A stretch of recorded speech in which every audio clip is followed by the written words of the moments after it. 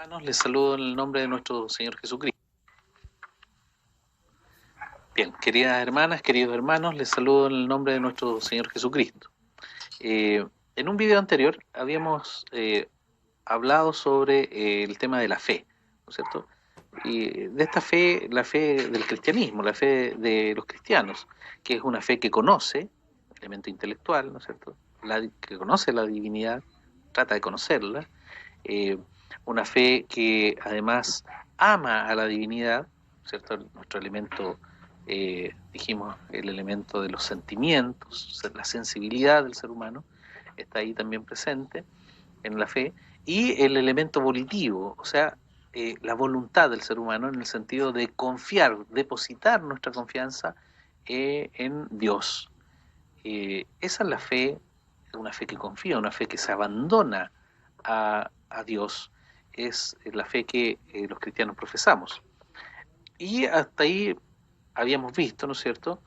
Y ahora lo que pretendemos es estudiar cuál es el objeto de esta fe, qué es lo que creemos, en qué ejercemos esta fe. Y para ello tenemos que estudiar eh, algunas enseñanzas fundamentales del cristianismo, de, que Cristo nos ha dejado, que los apóstoles nos han enseñado, o que la iglesia también ha recogido, ¿no es cierto?, en su tradición. Y estas enseñanzas son todas basadas, por supuesto, en el libro sagrado que nosotros tenemos, que es la Biblia. Eh, entonces vamos a estudiar 7 doctrinas que son fundamentales para todo cristiano, para toda iglesia cristiana. Bien, son las enseñanzas o doctrinas de la autoridad bíblica, la enseñanza o doctrina de la Trinidad, de la deidad de Cristo, de la expiación, del pecado original, de la justificación por la fe y de la regeneración. Y en este primer video vamos a empezar a estudiar la autoridad bíblica. Bien, entonces vamos a partir por ello, porque todo cristiano cree firmemente, y nosotros así lo creemos, que la palabra de Dios eh, contenida en la Biblia contiene la revelación de la divinidad. Es Dios mismo el que se revela a los seres humanos a través de la palabra escrita en las Sagradas Escrituras. Eso es lo que nosotros creemos. De ahí parte nuestra fe. Entonces, estos escritos tienen autoridad porque son la palabra de Dios. ¿Y por qué creemos esto? Bueno, porque creemos que la fuente de estas escrituras es Dios mismo y que Él ha inspirado a las personas que escribieron estos textos para recoger la revelación de Dios en ellos. Entonces, la autoridad bíblica se fundamenta en lo que se denomina en teología la doctrina de la inspiración de las Sagradas Escrituras, que lo que afirma entonces es que Dios ha inspirado todas las Escrituras y que además Él es su fuente, es la fuente de estas Escrituras. El doctor Warren Latham, de tradición wesleyana, metodista, ¿no es cierto?, él ha definido la inspiración como sigue. La inspiración es la influencia sobrenatural del Espíritu Santo sobre los escritores de las Sagradas Escrituras, que hicieron de sus escritos un registro preciso de la revelación, que dio como resultado que lo que escribieron fue realmente la palabra de Dios. Bien, entonces las Sagradas Escrituras tienen como fuente a Dios mismo. Las Sagradas Escrituras contienen como mensaje principal a Cristo Jesús. Y las Sagradas Escrituras son inspiradas por el Espíritu Santo, que además de inspirar a los escritores de los textos sagrados, nos ilumina a nosotros, los lectores de estas escrituras, para entender y captar el mensaje que en ellos hay, el mensaje divino que hay en estos textos. Y además el Espíritu Santo mismo da testimonio por medio de esta palabra escrita de la palabra encarnada, que es nuestro Señor Jesucristo. La misma Biblia contiene varias citas respecto de la autoridad de toda la Sagrada Escritura, tanto en el Antiguo como en el Nuevo Testamento, y además contiene también citas respecto de la inspiración divina sobre los escritores de los textos sagrados. Vamos a ver varios ejemplos para decir tener un fundamento firme, ¿no es cierto?, de esta enseñanza del cristianismo, que es la autoridad de las Sagradas Escrituras o la autoridad de la Biblia. Lo primero que vamos a citar es el Salmo 119 en el verso 89, que nos dice lo siguiente: para siempre, oh Señor, tu palabra está firme en los cielos. O sea, para siempre. Es una palabra imperecedera, firme, que no cambia, que no muta. El profeta Isaías, en el capítulo 40 de su texto, del libro de Isaías, capítulo 40, verso 8, nos dice lo siguiente: sécase la hierba, marchítase la flor, mas la palabra del Dios nuestro permanece para siempre. Otra vez, ¿no es cierto?, la palabra, la autoridad de la palabra es tan fuerte que es imperecedera. ¿Por qué? Es eterna. ¿Por qué? Porque es dada por Dios, por el Dios eterno. Mateo, el apóstol Mateo, en su evangelio, en el capítulo 5, en el verso 17 y 19, recoge las palabras de Jesús mismo, una enseñanza de nuestro Señor respecto de la autoridad de las Sagradas Escrituras. Y dice Mateo 5, en versos 17 al 19, lo siguiente: no penséis que he venido para abolir la ley o los profetas. No he venido para abolir, sino para cumplir. Porque en verdad os digo que hasta que pasen el cielo y la tierra, no se perderá ni la letra más pequeña, ni una tilde de la ley, hasta que toda se cumpla. Cualquiera pues que anule uno solo de estos mandamientos, aun de los más pequeños, y así lo enseñe a otros, será llamado muy pequeño en el reino de los cielos. Pero cualquiera que los guarde y los enseñe, éste será llamado grande en el reino de los cielos.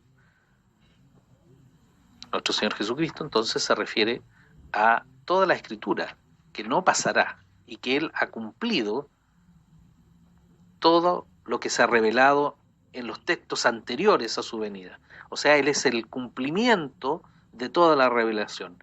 Él es la revelación máxima en su propia persona de la divinidad. Claro, ¿por qué?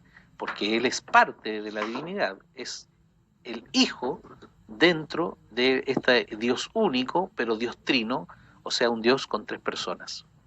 Y Él se ha manifestado en carne en nuestra historia, en el mundo, para nuestro beneficio, nuestro conocimiento.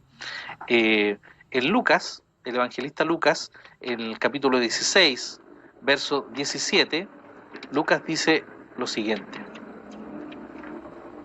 Lucas 16, 17, entonces dice: pero más fácil es que el cielo y la tierra pasen, que un ápice de la ley deje de cumplirse. Lo mismo, ¿no es cierto? Nuestro Señor está ahí diciendo lo mismo que ya nos había dicho en Mateo. En la primera carta de Pablo a los tesalonicenses,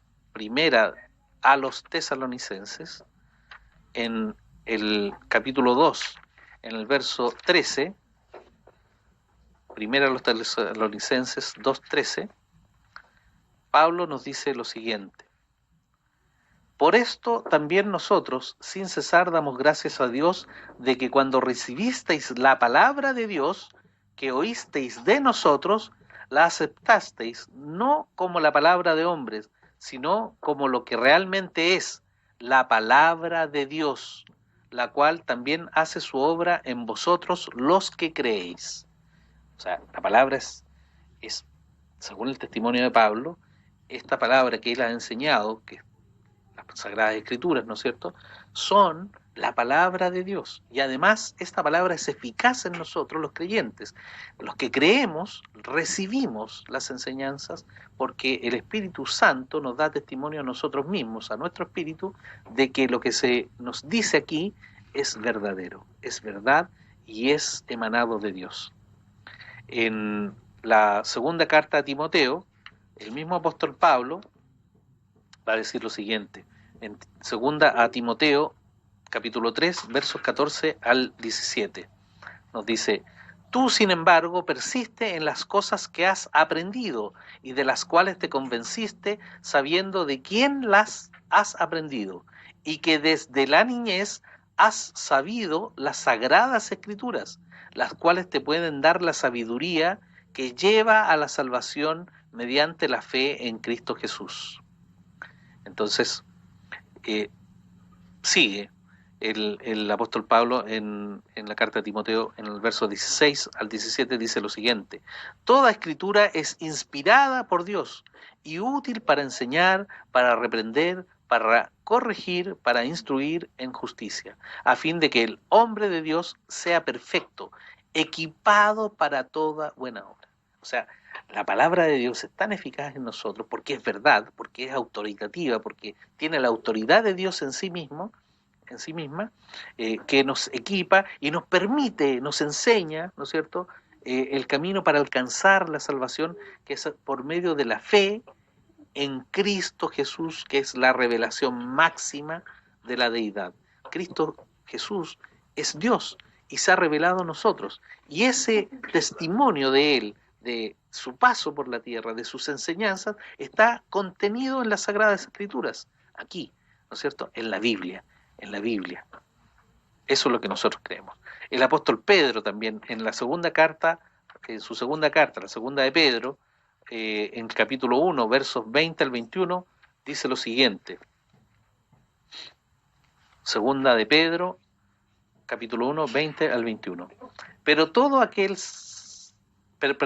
pero ante todo sabed esto, que ninguna profecía de la Escritura es asunto de interpretación personal, pues ninguna profecía fue dada jamás por un acto de voluntad humana, sino que hombres inspirados por el Espíritu Santo hablaron de parte de Dios. Qué más clara enseñanza respecto de la inspiración de la Sagrada Escritura.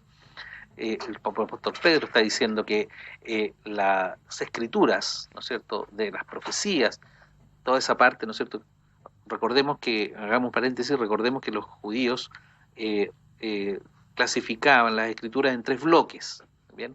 Las escrituras que hasta ese momento ellos tenían, que era el Antiguo Testamento. Lo dividían en la ley o el Pentateuco para nosotros, que son todos los escritos de Moisés, eh, los salmos, le llamaban ellos, a todos los que para nosotros son los libros sapienciales, ¿no es cierto?, como los salmos, los proverbios, etcétera. Y también ellos tenían un tercer bloque, que eran los profetas, la ley, los salmos, los profetas. ¿Bien? Y los profetas recogían todas las profecías, las enseñanzas, tanto de lo que nosotros denominamos los profetas mayores, como de los profetas menores. No porque no se llaman así los profetas mayores o menores, porque unos sean más chicos que otros, no, sino que por la extensión de sus escritos.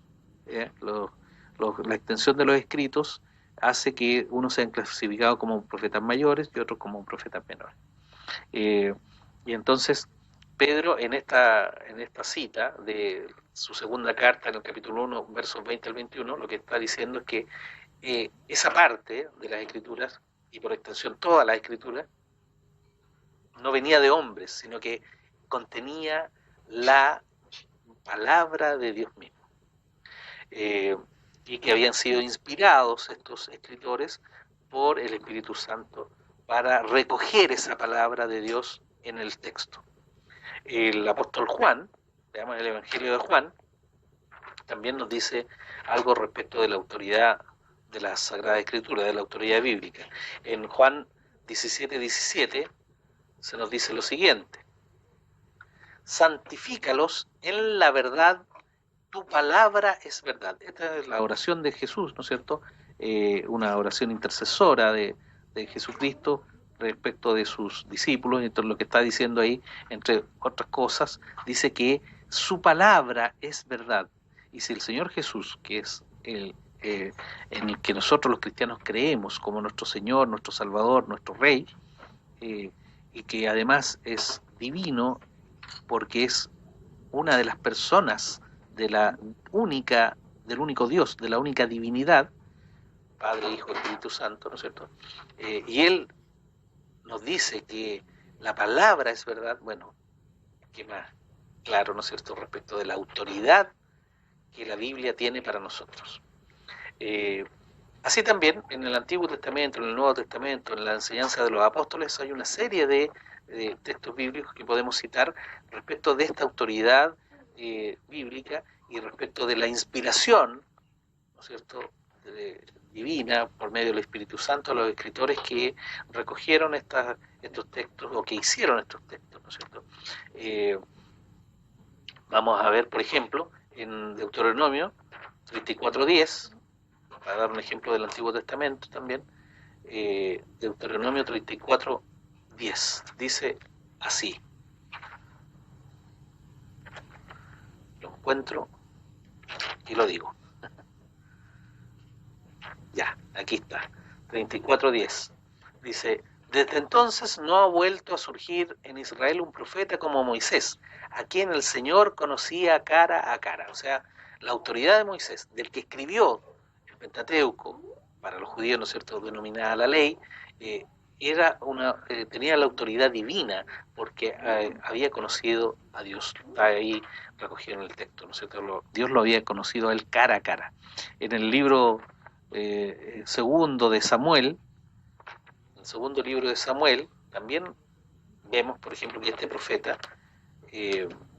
tenía la inspiración de Dios al momento de escribir o de profetizar lo que él dijo e hizo.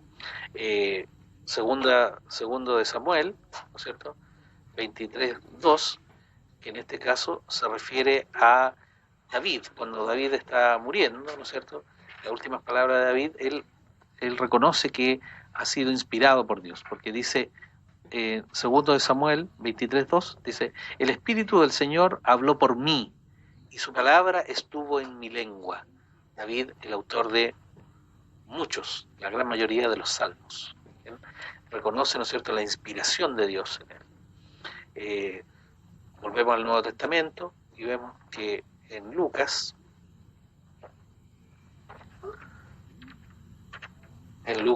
24, versos 44 al 45, en la Gran Comisión, Jesús les dice lo siguiente a sus apóstoles, a sus discípulos. Y les dijo: esto es lo que yo os decía cuando todavía estaba con vosotros, que era necesario que se cumpliera todo lo que sobre mí está escrito en la ley de Moisés, en los profetas y en los salmos, las 3 divisiones del Antiguo Testamento, para los judíos. Entonces les abrió la mente para que comprendieran las Escrituras. ¿Bien? O sea, Jesús está dándole toda la autoridad a las Escrituras que nosotros tenemos en la Biblia, ¿no es cierto?, porque contiene la verdadera revelación de Dios, la verdadera revelación de Cristo, está aquí, contenida en la Biblia. Juan 10:35 al 36. Juan 10:35 al 36 nos dice: si a aquellos a quienes vino la palabra de Dios los llamó dioses y la Escritura no se puede violar o no se puede tergiversar, a quien el Padre santificó y envió al mundo, vosotros decís blasfemas, porque dije yo soy el Hijo de Dios. O sea, es el propio Jesús el que está diciendo que la Escritura no puede quebrantarse, no puede ser violada, no puede ser tergiversada. ¿Por qué? Porque contiene la verdadera palabra de Dios y por lo tanto es la autoridad máxima. Lucas 24 al 27, Lucas 24, verso 27, Lucas 24, verso 27, a su vez nos dice: y comenzando por Moisés y continuando con todos los profetas, les explicó lo referente a él en todas las Escrituras. Aquí estamos en el contexto de la aparición de Jesús a los caminantes que iban a Emaús. ¿Bien? Y dice que comenzando por Moisés, una de las divisiones de la Sagrada Escritura para los judíos, ya lo dijimos, y continuando con los profetas, les explicó todo lo que decían respecto de su venida, respecto de su propia persona, la persona de Jesucristo. Y Por lo tanto, estaba reconociendo la autoridad que todo el Antiguo Testamento tiene también para los cristianos, porque anuncia a nuestro Salvador. Veamos también lo que los apóstoles han dicho respecto de esta inspiración o la inspiración de los textos bíblicos o la autoridad de la Biblia. Veamos en la segunda carta de Pedro, nuevamente, vamos a la segunda carta de Pedro 3:2, dice: y para que recordéis las palabras dichas de antemano por los santos profetas, el mandamiento del Señor y Salvador declarado por vuestros apóstoles. Y el mandamiento del Señor y Salvador declarado por vuestros apóstoles. Pedro lo que está haciendo es comparar los escritos de los apóstoles de Jesucristo con el testimonio que había de los profetas anteriores, ¿no es cierto?, en el Antiguo Testamento. Entonces, Pedro nos enseña que tanto el Antiguo Testamento como el Nuevo Testamento contienen palabra inspirada por Dios. En la misma segunda carta de Pedro, en el mismo capítulo 3, pero en los versos 15 al 16, nos dice lo siguiente: y considerad la paciencia de nuestro Señor como salvación, tal como se escribió también nuestro amado hermano Pablo, según la sabiduría que le fue dada. Asimismo, en todas sus cartas, las de Pablo, habla en ellas de esto, en las cuales hay algunas cosas difíciles de entender, que los ignorantes e inestables tuercen, como también tuercen el resto de las escrituras para su propia perdición. Lo que nos estaba diciendo aquí Pedro, respecto de los escritos de Pablo, las cartas de Pablo, todo lo que Pablo enseñó, es que es inspirado también por Dios. Ha recibido revelación y por lo tanto es verdadero lo que Pablo enseña. Es el apóstol Pedro el que se está refiriendo entonces a la autoridad de los escritos de Pablo, que son parte de las Sagradas Escrituras. En Gálatas 1, la carta de Pablo a los Gálatas, en el capítulo 1, versos 15 al 16, nos va a decir Pablo que él recibe inspiración del Espíritu Santo, que no habla por sí mismo. Mire, Gálatas 1, del 15 al 16. Nos dice: pero cuando Dios, que me apartó desde el vientre de mi madre y me llamó por su gracia, tuvo a bien revelar a su Hijo en mí para que yo le anunciara entre los gentiles, no consulté enseguida con carne y sangre. O sea, Pablo está afirmando que él recibió revelación de nuestro Señor Jesucristo. Y por lo tanto, de eso es lo que él habla y eso es lo que él enseña. Efesios, la carta a los Efesios, y en el capítulo 3, versos 2 al 3, Pablo se refiere a algo similar. Dice: si en verdad habéis oído de la dispensación de la gracia de Dios que me fue dada para vosotros, que por revelación me fue dado a conocer el misterio, tal como antes os escribí brevemente. O sea, por revelación. Vuelve a afirmar lo mismo que en la carta a los Gálatas, que él ha recibido revelación de nuestro Señor Jesucristo para enseñarle a los gentiles, para enseñarnos a nosotros, a todos, ¿no es cierto?, respecto de la persona de nuestro Salvador, Señor Jesucristo. En la primera carta a los Corintios, finalmente, estamos terminando ya, en la primera carta a los Corintios, en el capítulo 2, versos 12 al 13, el mismo apóstol Pablo dice lo siguiente. Primera carta a los Corintios 2, 12 al 13.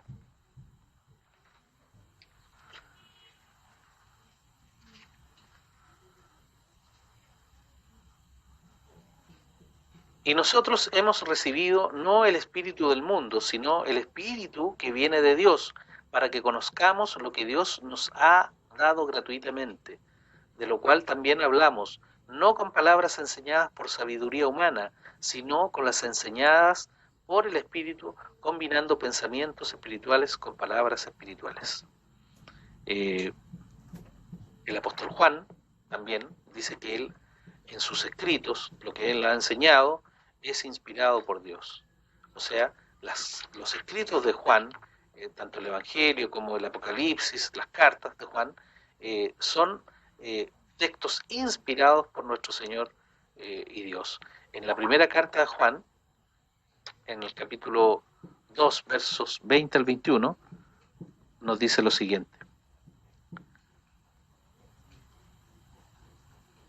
pero vosotros tenéis unción del Santo, y todos vosotros lo sabéis, no os he escrito porque ignoréis la verdad, sino porque la conocéis y porque ninguna mentira procede de la verdad. O sea, Juan le está diciendo a las personas destinatarias de esta carta que él ha escrito eh, la verdad, porque y ellos saben que eso es verdad porque han sido ungidos por el Espíritu Santo. O sea, ellos, los lectores de la carta, también tienen revelación del Espíritu Santo de que lo que Juan escribe es verdad. En Apocalipsis, finalmente, capítulo 1, verso 10, Juan dice certeramente de que lo que va a escribir en el Apocalipsis, lo que va a revelar en estas profecías, son revelación de Dios, porque está en el Espíritu. Dice Apocalipsis 1:10. Estaba yo en el Espíritu en el día del Señor y oí detrás de mí una gran voz como sonido de trompeta. Bien, lo que hemos hecho con este largo repaso de varios textos bíblicos, para darle un fuerte fundamento, ¿no es cierto?, a esta enseñanza, hemos aprendido que la autoridad bíblica, la autoridad de la Biblia, deriva de que contiene la verdad revelada por Dios de sí mismo.